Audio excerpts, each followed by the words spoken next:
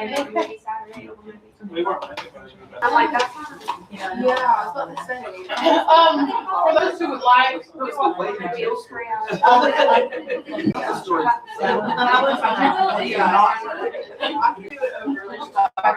This is what I'm talking about. They don't stop. Sure. For those who would like tonight after church, bring your own dinner and play games at the house. Or let me beat you in Mario Kart. Just saying. But, and for real, anybody, I know some of us are off work tomorrow. Some of us may not be. But you want to grab your own dinner because I'm not cooking. I do have a pan of cinnamon rolls if we would like cinnamon rolls. But bring your dinner from the house if you would like. Cinnamon rolls? Oh, I saw the picture. I know, right? Thank you. That's what we were saying. I'm trying to see how many would fit, so I'm gonna try to sell them. Okay. We'll see. You doing cottage classes and stuff? Everybody doesn't know. The cottage classes with the healthy. Like cottage law. That's what I did to be able to sell, and I just haven't been selling. But I can tell you about it. and- Oh, okay. Yeah. I was just going to just, I guess illegally do it. There are plenty of people out there. It's not a long involved thing. I will look into the college classes. All right, y'all, we got prayer requests, updated prayer requests this morning.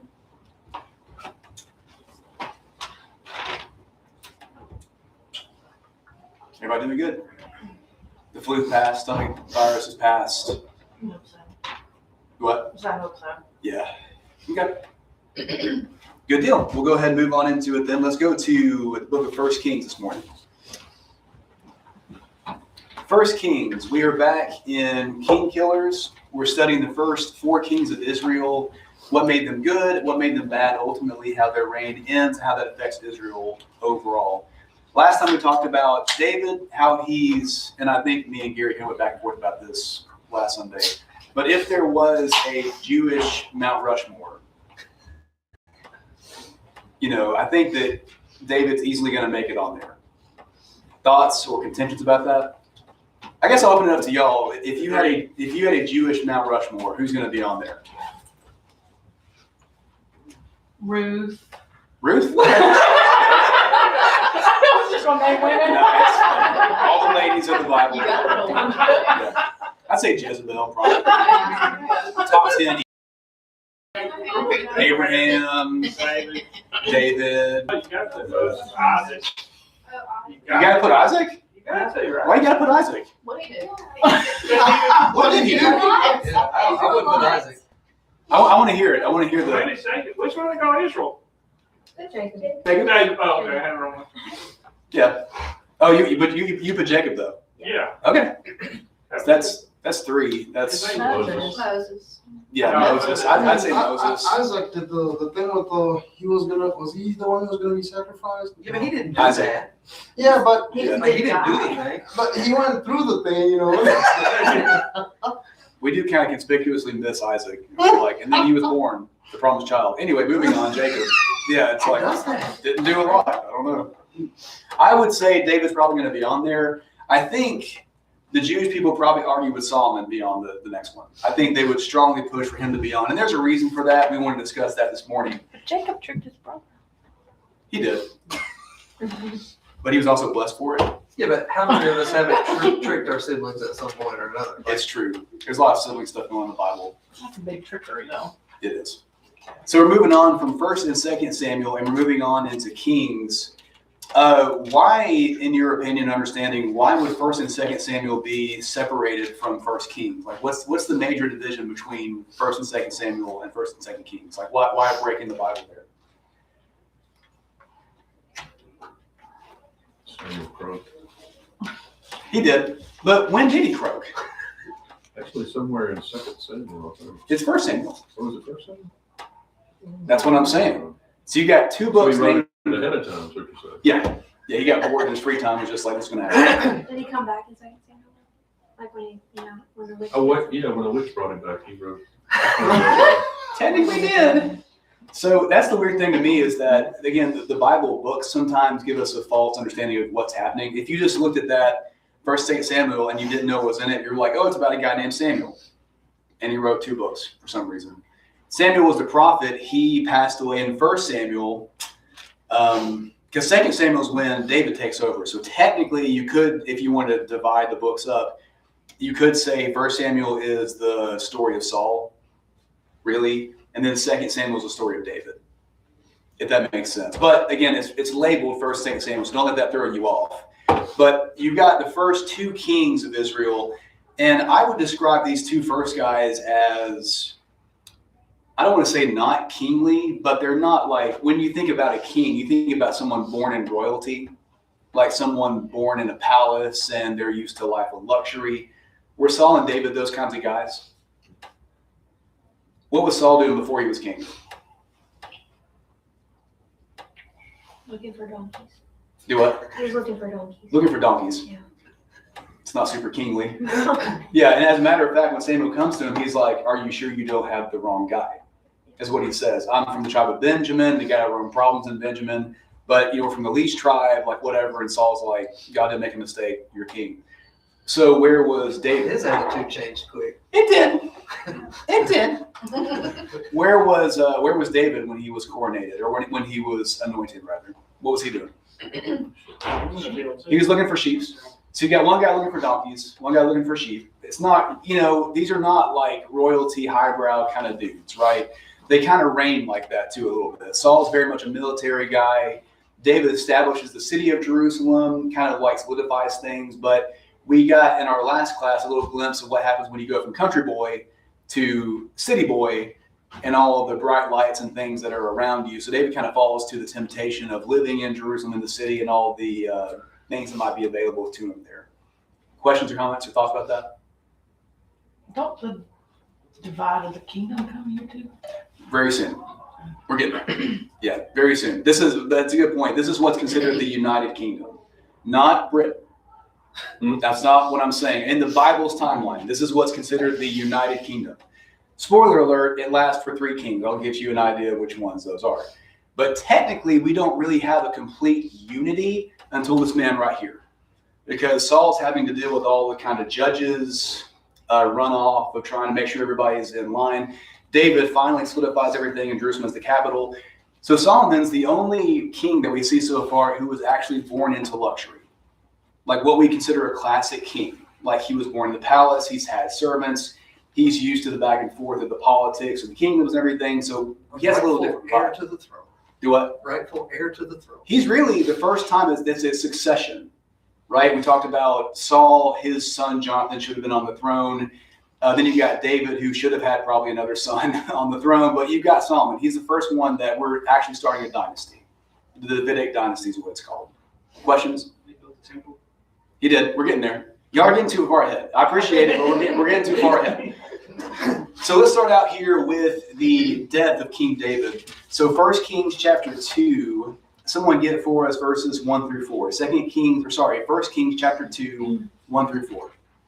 When David's time to die drew near, he commanded Solomon his son, saying, I'm about to go the way of the earth, all the earth. Be strong and show yourself a man, and keep the charge of the Lord your God, walking in his ways and keeping his statutes, his commandments, his rules, and his testimonies, as is written in the law of Moses, that you may prosper in all that you do and wherever you turn, that the Lord may establish his word that he spoke concerning me, saying, if your sons pay close attention to their way, to walk before me in faithfulness with all their heart and with all their soul, you shall not lack a man on the throne of Israel.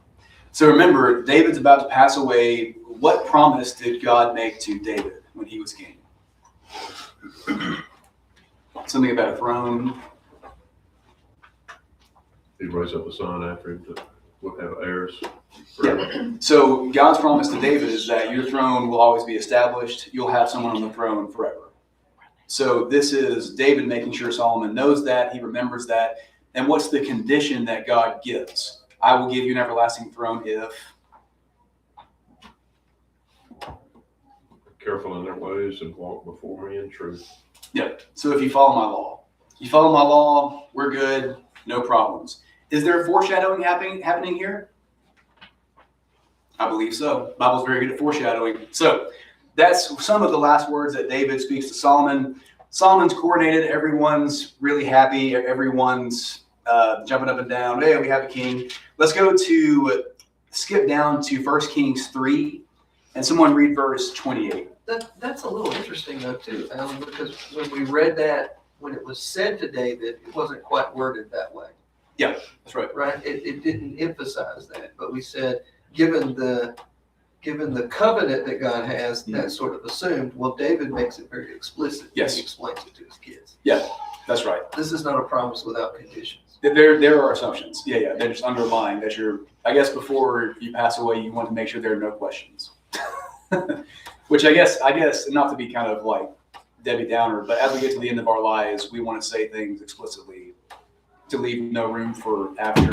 It's like, what did Grandpa say? What did he mean? It's like, I wrote it down in the will. I'm just going to go ahead and skip to that stage. Oh, right now? Yeah. I appreciate that. You're welcome. Yeah. Other questions, comments? So 1 Kings 3 and verse 28. Someone get that for us. 1 Kings 3:28.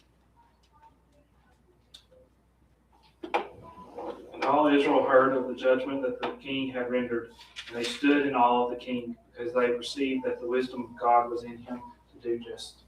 We skipped this whole story here, but anybody recognize the story in chapter 3?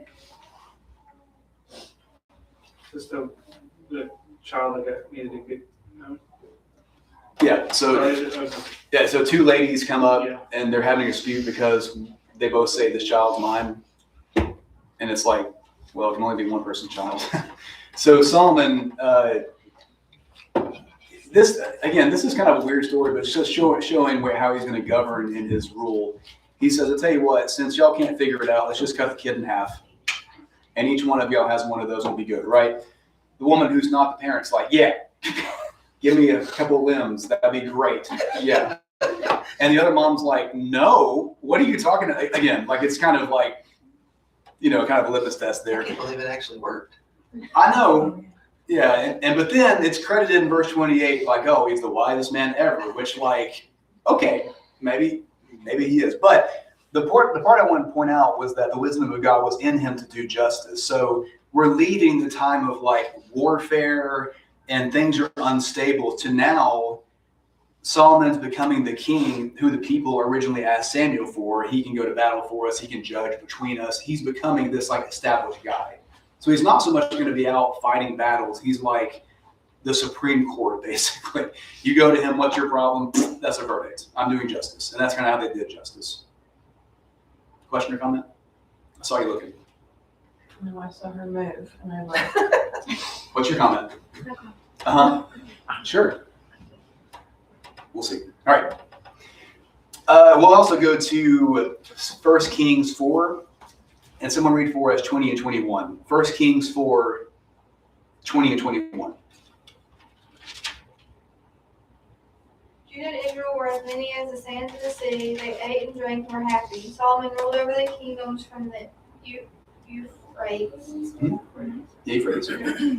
to the land of the Philistines and the border of Egypt. They brought tribute and served Solomon all the days of his life.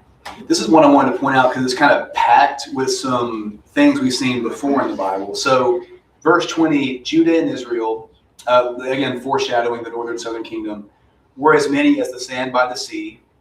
What's that an allusion to? Promise God. To whom? Yeah. He's on Mount Rushmore, the Jews. Abraham, What? Abraham, Isaac, Jacob. one of Yeah, the Abraham, all yeah, those not Isaac. We don't have Isaac on the Mount Rushmore. No. Why do you keep hating on Isaac? Because he was like, "Where's the sacrifice, Dad?" And Abraham's like, "God will provide." And then he's like, "Glad I get sacrificed." Moving on to Jacob. Anyway, he was important and necessary. Then he let us start drinking.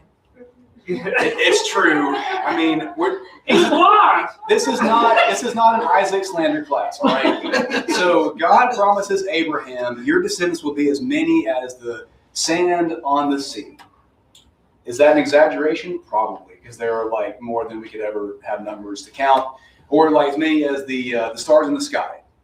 The problem with Abraham is he doesn't have a son. Come in, Isaac, right? So it begins that process. So here we're seeing a fulfillment, partly, of what God promises Abraham. So before, they're scattered, they're leaderless, they're divided, always getting abused and whatever. Now it's like we have enough stability to raise families. We have enough stability as that generations can be raised without problem. So there's one fulfillment going on a little bit. They ate, drank, were happy. Verse 21, Solomon ruled over all the kingdoms from the Euphrates to the land of the Philistines and to the border of Egypt. What's important about that note? It's kind of ironic today, How's that? river to the south. Yep. It's a, favorite of those who want to return the land to Palestinians. Yeah, to a point where establishing the borders. Like at the height of Israel's empire, what was it? So it's the Euphrates, which is where?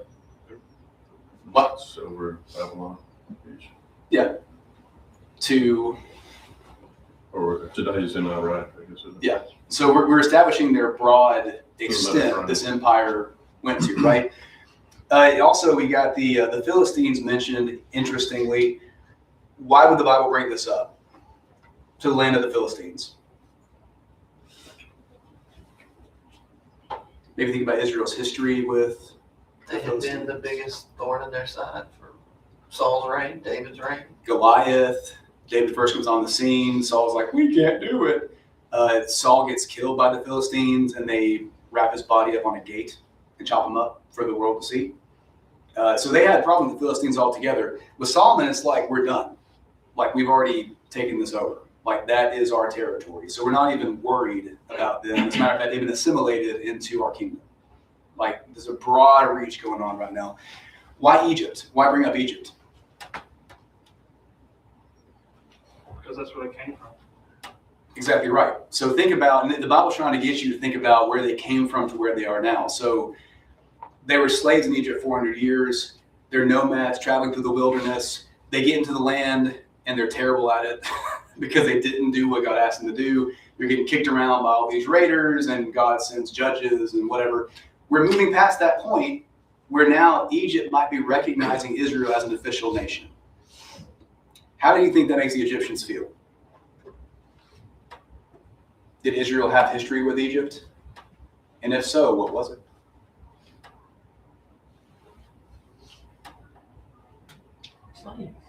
Slaves. And then a guy named Moses came in, Mount Rushmore. Mhm. What did he do? He was like, dude, you gotta let him go. Is that exactly what he said? Yeah, just Bruh. like that. Yeah. Dude, Bro, this ain't cool, bro. release us. Yeah. So it brings on plagues on them, and Pharaoh does this back and forth game. I will let you go. Just tell them to take the frogs away. I don't like frogs. Okay, take the frogs away. Tell them to take the plagues away. I take the plagues away. And it comes down to killed every firstborn son in the nation. Finally, Pharaoh's like, get out. Get out. So you can imagine the Egyptians and their once great empire looking at this former nation of slaves like, how did it come to this? Right? The turntables. Interestingly, though, the Egyptians are not known for accurately recording history. Correct. They record the great and wonderful things. So it wouldn't surprise me if we're not so many generations removed from this that most Egyptians don't even know that history. Yeah. Don't Or even acknowledge their, Yeah. we're the best. We have so many gods. Yeah. That's a little bit, and that's how a lot of nations were, right? That's how a lot of nations were. I think, was it Sennacherib that goes down to Judah and he tries to attack Judah, and the angel of the Lord like wipes out a ton of his army? And I think Sennacherib, anyway, he's the king of Assyria, but he writes, I had Hezekiah trapped in his bird cage in Judah. And then we had problems back home, so I had to leave. Conveniently leaving out, a ton of my army was killed. Where he's like, oh, it was unrelated to Israel, right? So it's nations were bad about that. So I wanted to bring this up to show you that Israel is becoming like a legit nation, like a world player, like on the stage, where nations are looking around. Before they were just divided tribes. Now they have like a legit king. They're doing business with them, and the people are actually prospering. This really is the first time in history that Israel is becoming a kingdom. Questions or comments about that? I wanted to bring this up because sometimes we think that as soon as Joshua crosses the river Jordan and goes to Jericho, that there are nice, pretty borders drawn in Israel. And it's like, oh, all that's theirs now. No. Not at all. It was like, there was a long process. It should have been done at once. It was not. This is sort of Solomon smoothing all that over. So finally, we have the kingdom that we need. This is going to be our guy. He's on David's throne. Everybody's happy. This is like peacetime, best time, and it's the best Israel's ever going to be. Make sense? All right, let's also go down 1 Kings chapter 4, and let's somebody read for us 29 through 34. 1 Kings chapter 4, 29 through 34 for us. God gave Solomon wisdom, very great insight and understanding as vast as the sand on the seashore. Solomon's wisdom was greater than the wisdom of all the people of the East, greater than all the wisdom of Egypt. He was wiser than anyone, wiser than even the Ezrahite, and Heman and Calcol and Darda, sons of Mahol. His reputation extended to all the surrounding nations. Solomon spoke 3,000 proverbs, and his songs numbered 1,005. He spoke about trees, from the cedar in Lebanon to the hyssop growing out of the wall. He spoke about animals, birds, reptiles, and fish, emissaries of all people, sent by every king on earth, who had heard of his wisdom, came to listen to Solomon's wisdom. This reminds me of the verse in the Torah where Moses was the most humble man of all. Probably not written by Solomon here, I want to say. Just like maybe that part in the Torah was not written by Moses. You know, Moses was the most wise. I don't think you would put that in third person, but there's just that. So it's showing you the position that Solomon has not only in Israel, but also across this region. So super wise. He's kind of a Renaissance man, that he's a poet. He's writing proverbs. He's writing songs. He's a businessman. I mean, really, you compare this description to both Saul and David, and he's kind of the first politician, like pure politician. Does that make sense what I'm saying? I don't mean politician like necessarily in the slimeball sense that he's like, you know, extorting money or whatever, but he knows how to work the game. Like he's playing politics. He's benefiting his nation. People around him are like looking at him favorably. They can do business with this guy. Any questions, comments about that so far? I have a separate question. I'm sorry. Okay. Does he have a cat? I had sentimental text after It was but Garfield. I thought it was Stitch. I'm so glad we all were thinking about the cat. Thank you. I got distracted. It's like a cartoon cat, though. It's like not a real cat. It did say he spoke of beasts and birds and reptiles and fish. So maybe this is like, He strikes me more as like a tiger guy, not like having a little house cat. this is my cat Methuselah. Whatever. He won't die. I don't know. Yeah. By the way, this is probably not a literal rendition of Solomon. To give you an idea, this is a little bit ironic as a side note, is that the Jews were really big about images, right? It's like in their like base commandments, like you don't have any carven images. What is this? It's kind of it's an image. I mean, it's like literally carved out of stone image, right? So the Jews looked at this and like cringed, like destroy it. This is an artist's rendition of what he might have looked like. They didn't have pictures or they didn't write stuff down like that. So we don't know. Snapchat? Do what? Did they have Snapchat? No. That didn't happen to the Roman Empire. Yeah, they run Ethernet lines with the aqueducts. It was wild. Are all the guys in 31 just like random people, or like were they known to be like really wise people too? I mean, So That's a good Ezra, if your psalm has, look at Psalm 88:1 and 89:1, if it has that little intro, it mentions those people like Ezrahites, so I'm guessing they were known for wisdom. okay. Yeah. I had no idea. That's cool. Anybody else have anything on that? Songwriters, something like that. Yeah. Yeah, maybe they were renowned to people there. Like, If you're talking about yeah. those wisdom-filled people, that's them, and then he's, I guess, a level above. Yeah. It's also, I want to make a mention about the Psalms too. Most of the Psalms that we have in our Bible are attributed to whom? David. So it's very possible, people kind of speculate, did David write the Psalms and then he didn't like officially write them down? He was busy doing other stuff, like sending people to die on the front lines. But anyway, did he write those down or have them in his mind and then Solomon published the Psalms? Because I mean, all those Psalms are attributed to Solomon. It's like he wrote them down or whatever, in the Proverbs and stuff. So it's a question of like, did he publicize all of these to be used in the temple, which we're going to talk about here in a minute. Is that? I've seen some commentators make the claim of somebody went and gathered them. Like he wrote them, somebody else put them together. Could have been. That's another thing about the Psalms too, is we think it's a nice, pretty compilation. Like when we publish books now, like works where like I went through a publisher, here's my first edition of my book. That's not really how this worked. Like there wasn't like a publisher per se. It was like we gathered all of these and now we have them. This is our canon. Can we add to the canon? Maybe later if we think it's good enough. That kind of thing. Yeah. Anybody else? So let's move on here to what London mentioned earlier, the preparation and building of the temple. And really, 1 Kings 5-9 is all about that, just what the temple looked like, how it was built. We're just going to hop in a few places and take a look at a few verses, but this is worth reading. So let's go to 1 Kings chapter 5, and let's do 1 Kings 5. Someone read for us 1-7. 1 Kings 5, 1-7.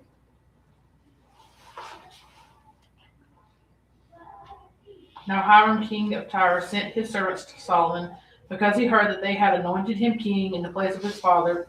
For Hiram had always loved David.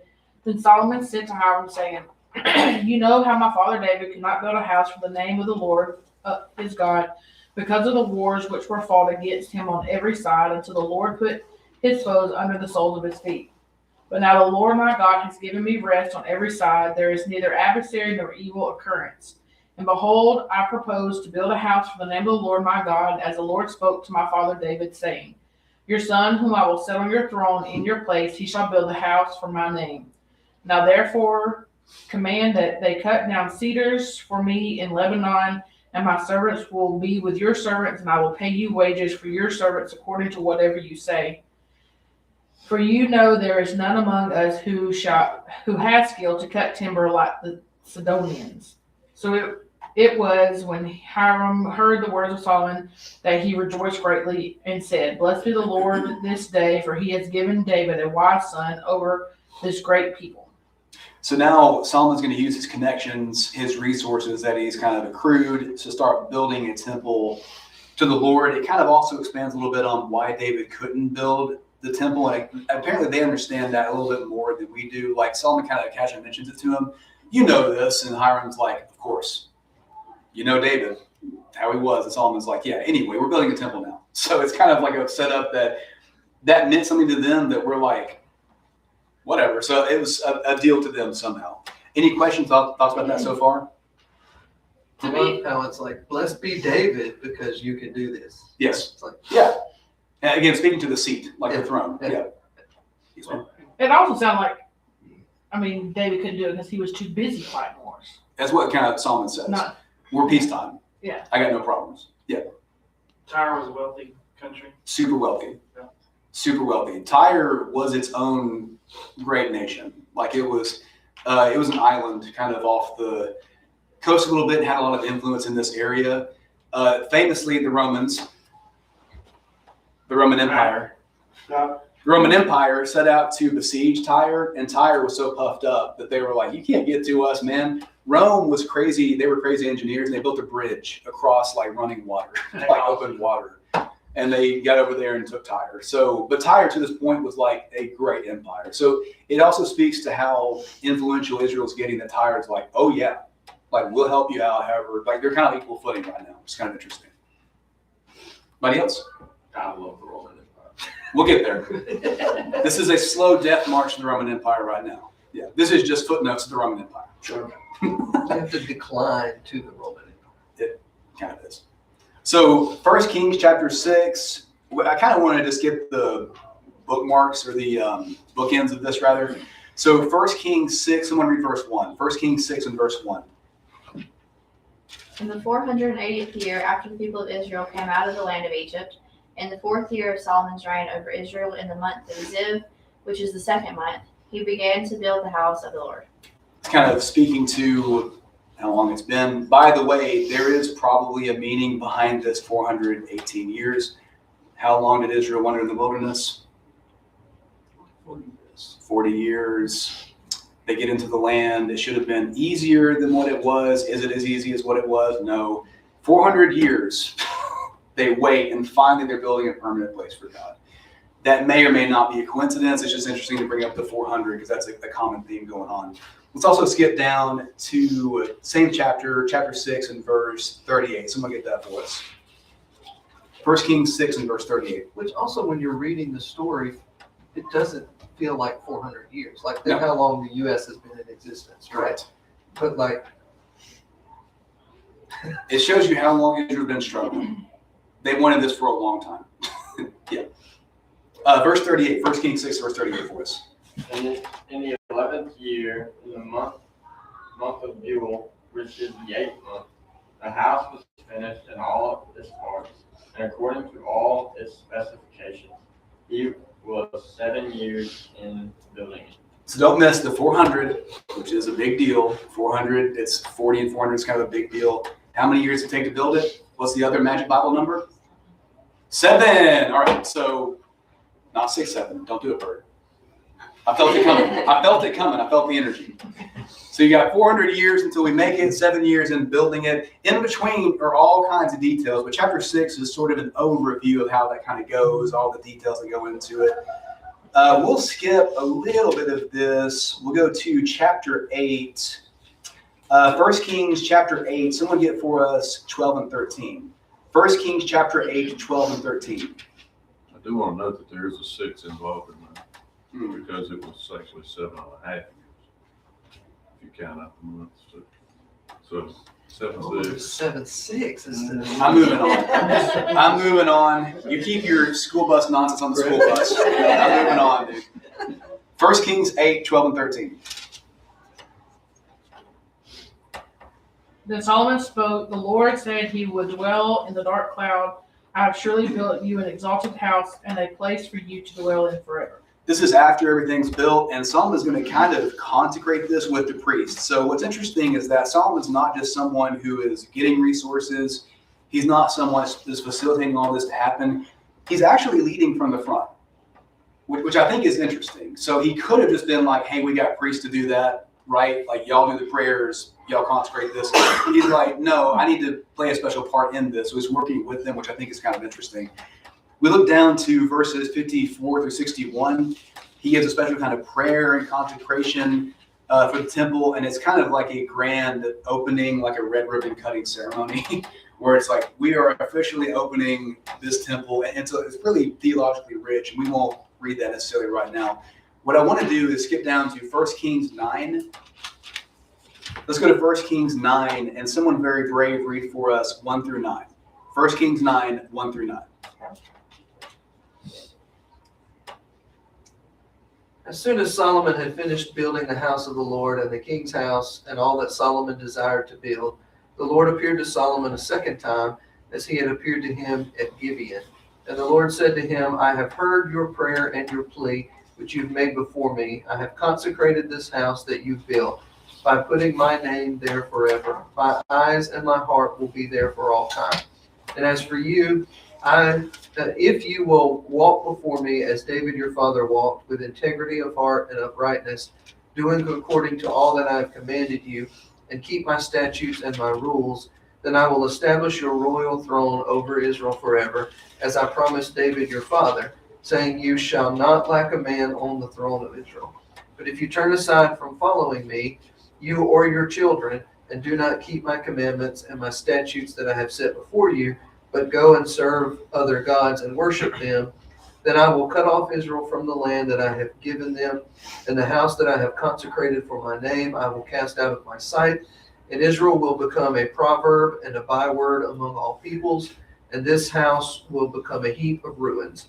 Everyone passing by it will be astonished and will hiss, and they will say, oh, there's where the cat comes in. Yeah. And they will say, why has the Lord done thus to this land and to this house? Then they will say, because they abandoned the Lord their God, who brought their fathers out of the land of Egypt, and laid hold on other gods and worshiped them and served them.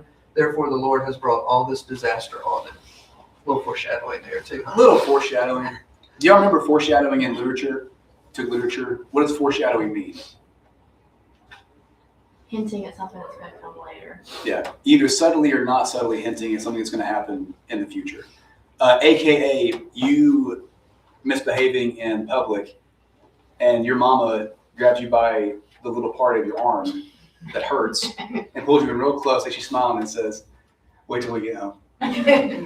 Foreshadowing, something to come in the future. This is God continuing the same dialogue that he has since Egypt. Remember, they get into Egypt, Moses helps them get out. They create their law that God wants them to abide by. Early on, before there is a kingdom of Israel, before there is a temple, all this stuff, Moses says, if y'all go after other gods and you forsake the God who took you out of Egypt, this exact thing is going to happen to you. This is not something new. This is not like, oh, I was not aware of the consequences. He said it here.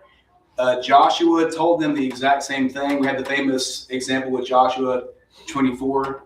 Choose you this day. It's written on placards. Come on. Choose you this day whom you will serve. So figure out the God. Figure out the God. We're going to serve the God who took us out of Egypt, right? Same thing. Prophets came and went. We got to serve God. He's given us this. God tells David the exact same thing. David tells Solomon the exact same thing. Before I die, you need to know it's important to worship God. You're going to be tempted by other gods. We need to worship God. God comes to him face to face, through a vision or cloud or whatever, and tells him, hey, thanks for doing this. I appreciate it, bud. These are the consequences if you decide to walk down this road. That way, no one after this, like a child who said, I didn't know, you didn't tell me, can reasonably look at it and say, we didn't know, right? We're all on the same page about the consequences of our actions. Knowing this now, where do you think the next narrative is going to be? What's the next step in the story? They'll probably do the same thing that happened in the desert. Yeah, They're going to worship the other god. yeah, No wonder why everything's going wrong. yeah. Where is this Moses? He's gone away in a cloud on the mountain. Here's a golden calf. Yeah. He definitely didn't tell us, don't do that right before he left. Where is this Moses, right? We're going to have the same cycle repeat. Unfortunately, it's going to be through this great King Solomon. How much time passes between now and when they lose the kingdom? Like officially? Like Babylonian captivity. Yeah. That's the question, because then, not to get too much away, but Rehoboam splits it. Is that officially losing it, or was it when Assyria came and took Israel, or was it when Babylon came and took the throne of David? Yeah. So I was gonna say is how many times did this happen? But I think the Babylonian captivity is sort of like, yeah, the big one. okay, you lost it. Yeah. Like you were losing it, but you lost it. I Is forget. it not 400 years? Actually, I think on the Facebook group, I posted like a little timeline. I think it's on there, but I can't remember off the top of my head. If I remember, history nerds. But then how's he the wisest man if he loses? That is a good question. Oh, Megan, just because somebody makes a mistake don't mean they're not smart. That's a good question. By the way, this is the same dude who wrote all the Proverbs. He's the smartest dude ever, right? This is the same dude who's like, where can I find a good woman?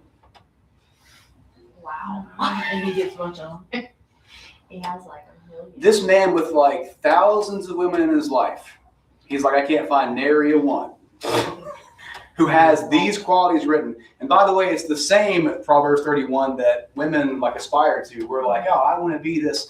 This is also, I'm not saying you shouldn't do that, but this is also Solomon having so much excess and success that he forgets the fundamentals. It looks like only 100 years off this chart. Really? It's closer to 400. Is it? Yeah. Like from the time of like Solomon, like the temple to the exit?